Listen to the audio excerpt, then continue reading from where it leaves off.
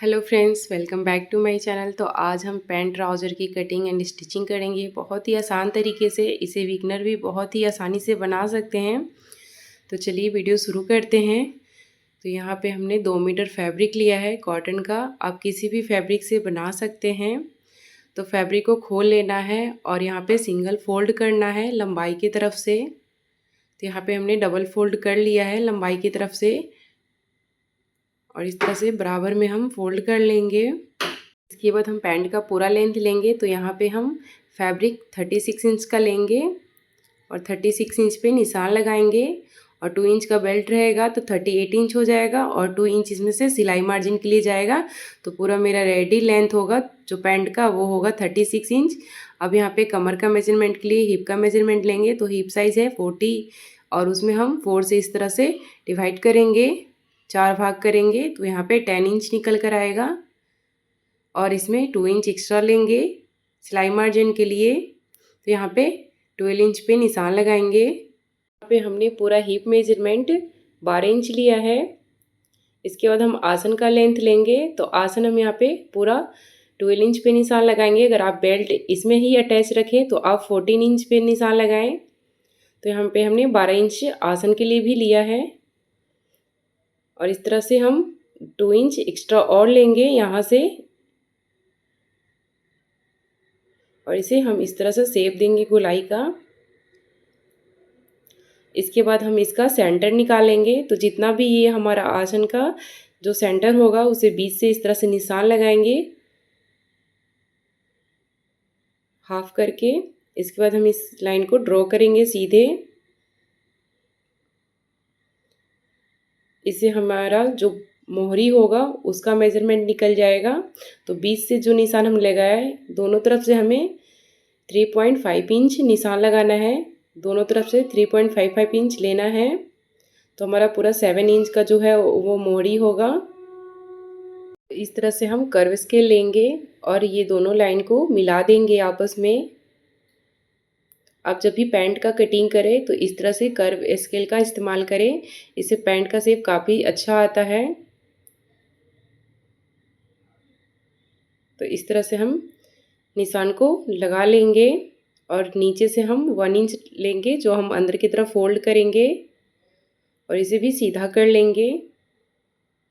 तो ये हमारा पैंट का मेजरमेंट हो चुका है। अब हम इसकी कटिंग करेंगे और ये फ्रंट साइड का कटिंग है।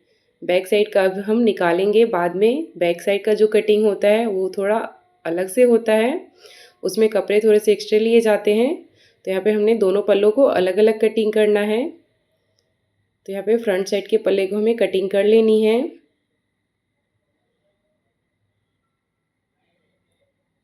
अब हम बैक साइड के पल्ले के लिए कपड़ा बिछाएंगे। तो हमें इसी तरह से जिस तरह से हमने फ्रंट के लिए कपड़े को फोल्ड किया था सेम उसी तरह से हमें बैक के लिए भी कपड़े को फोल्ड कर लेना है। तो यहाँ पे हमने डबल फोल्ड किया है और अच्छी तरह से कपड़े को सीधा करके इस तरह से फोल्ड कर लेंगे। तो यहाँ पे हमने कपड़े को अच्छी तरह से फोल्ड कर लिया है। इसके बाद जो फ्रंट वाला पार्ट था उसे हमें इस तरह से कपड़े के ऊपर रखना है। आप किसी भी साइड से रख सकते हैं। तो यहाँ पे एक साइड हमने अपनी तरफ ओपन साइड रखा है और बंद वाला पार्ट जो है वो उधर के साइड है। और इस तरह से हमें 2 इंच का एक्स्ट्रा लेते हुए यहाँ पे मार्क करना है। तो यहाँ पे हमने जो फ्रंट साइड के पल्ला था उसे हमने 2 इंच एक्स्ट्रा लिया है। ऊपर से भी हमें 2 इंच लेना है बेल्ट के पार्ट से और यहाँ से भी 2 इंच एक्स्ट्रा लेते हुए हमें निशान को लगाना है।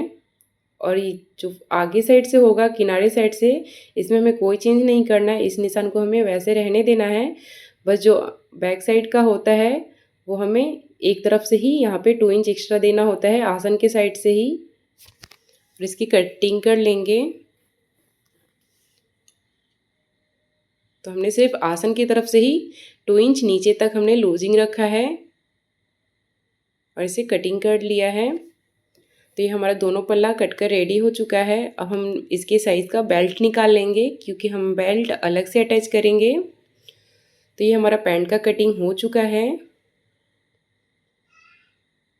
तो यहाँ पे हम दोनों पल्लों को इस तरह से रखेंगे और दोनों की आसन की सिलाई कर लेंगे। तो यहाँ पे आसन की सिलाई हो चुकी है दोनों साइड के पल्ले को। अब यहाँ पे फ्रंट साइड वाले पल्ले को इस तरह से लेंगे और इसमें हम जीप अटैच करेंगे। तो ऊपर से हम 1.5 इंच छोड़ेंगे और निशान को इस तरह से लगाएंगे। इसके बाद जो 1.5 इंच का जो हमने निशान लगाया है वहाँ से 6 इंच पे एक निशान लगाएंगे और हाफ इंच इस तरह से अंदर की तरफ निशान लगाएंगे और इन निशानों को इस तरह से हमें कर लेना है। यहाँ पे हमने पॉकेट लगाने के लिए 9 इंच लेंथ इसका लिया है कपड़े का और फोल्ड करने के बाद 7 इंच इसका विड्थ होना चाहिए। और इस तरह से कपड़े को हम रखेंगे लेंथ के हिसाब से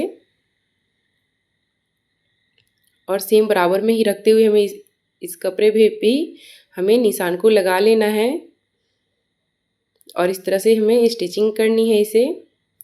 तो यहाँ पे हमने स्टिचिंग कर लिया है। इसके बाद इस तरह से कपड़े को पलट लेंगे अंदर की तरफ और इस पे एक किनारे से सिलाई लगा लेंगे।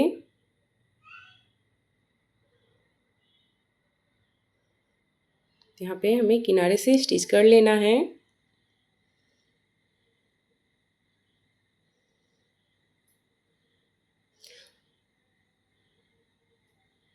अगर आप इस तरह से जेब लगाएंगे तो बिल्कुल नहीं दिखेगी कि यहाँ पे हमने पॉकेट अटैच किया है। तो ये हमारा लग चुका है यहाँ पे सिलाई। अब हमें इस तरह से कपड़े को अंदर की तरफ रखते हुए ऊपर से इस तरह से रखेंगे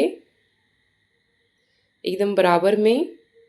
अब हम दोनों पल्लों को इस तरह से रखेंगे और जो हमने कपड़े जिस तरह से जेब का रखा है सेम उसी तरह से ऊपर से रखते हुए हमें बैक साइड के पल्लों के साथ जेब को यहाँ पे स्टिच करना है और यहाँ पे हमें चारों तरफ से सिलाई लगा लेनी है। तो यहाँ पे बैक साइड के पल्ले को मिलाते हुए और जेब को मिलाते हुए हमें सिलाई लगानी है।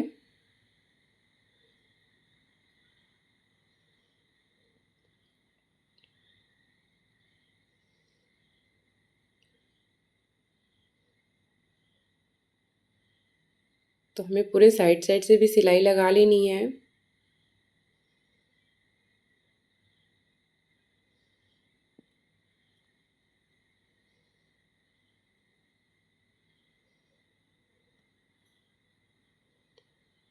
तो दोनों तरफ के साइड से भी हमें सिलाई लगा लेनी है। इसके बाद हम एक साइड का ओपन हमने रखा है और इस तरह के लैस लगाएंगे जो हम फ्रंट साइड से लगाकर इसे बैक साइड की तरफ पलट देंगे। तो इस तरह से हमने लैस को अटैच कर लिया है। आप चाहें तो इसी तरह से फोल्ड करके भी इसे छोड़ सकते हैं। लेस लगाने से इसका लुक काफ़ी अच्छा आता है।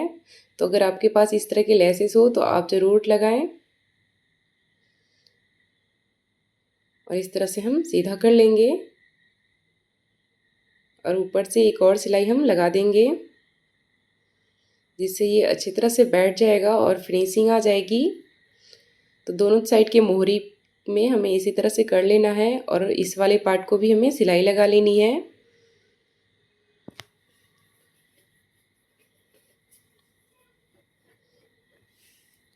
तो हमने पूरे में सिलाई लगा लिया है। अब बेल्ट के लिए हमने यहाँ पे कपड़ा लिया है जो 5 इंच चौड़ाई थी और इसकी लेंथ 40 इंच थी, पूरे 40 इंच। तो यहाँ पे हमें इस तरह से कपड़े को बीच से भी सिलकर गुलाई कर लेना है।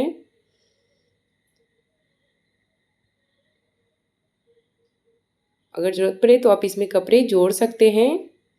मैंने यहाँ पे कपड़े जोड़ा है, थोड़े से कम पड़ रही थी तो यहाँ पे हमने कपड़े को जोड़ लिया है और इस तरह से हम दोनों तरफ से इसका सिल लेंगे मुँह। इसका जो पैंट है उसके सीधे तरफ से हमें इस तरह से बेल्ट अटैच करना है। तो पूरे राउंड में हमें सिलाई लगाना है।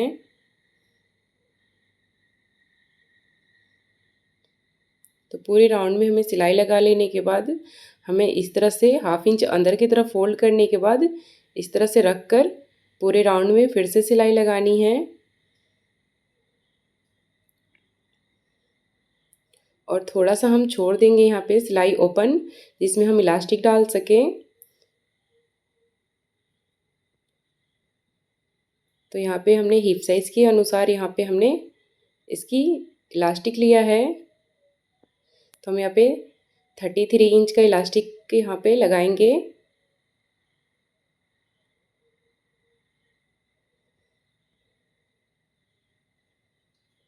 और पूरे अंदर में डालकर हम बाहर के साइड निकाल लेंगे।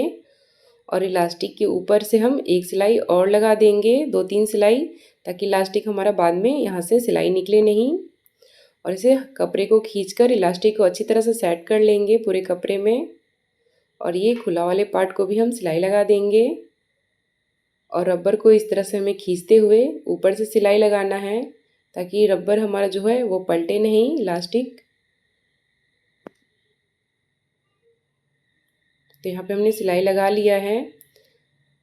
और जेब वाले पार्ट को भी हमें इस तरह से सिल लेना है, जो हमने नीचे की तरफ से खुला छोड़ दिया था। तो ये हमारा पैंट बनकर रेडी हो चुका है। तो ये हमारा लेडीज़ पैंट बनकर तैयार हो चुका है।